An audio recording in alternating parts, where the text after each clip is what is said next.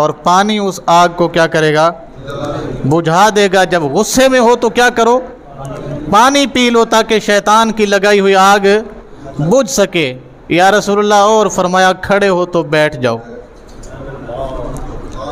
کھڑے کھڑے غصہ آیا ہے تو بیٹھ جاؤ، اور بیٹھے بیٹھے آیا ہے تو فرمایا لیٹ جاؤ، بیٹھے بیٹھے آیا ہے تو لیٹ جاؤ، اور لیٹے لیٹے آیا ہے تو بہترین طریقہ ہے اس محفل کو چھوڑ کے کہیں اور چلے جاؤ۔ غصے سے بچنے کا بہترین طریقہ کیا ہے؟ بندے کی طبیعتیں میں ابھی بتا چکا ہوں مختلف ہیں۔ ایک وقت میں یہ کیا ہوتا ہے؟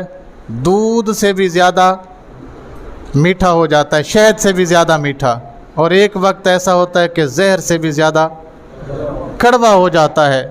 تو اس کے اندر چونکہ دونوں خصوصیات ہیں، میٹھا ہونے والی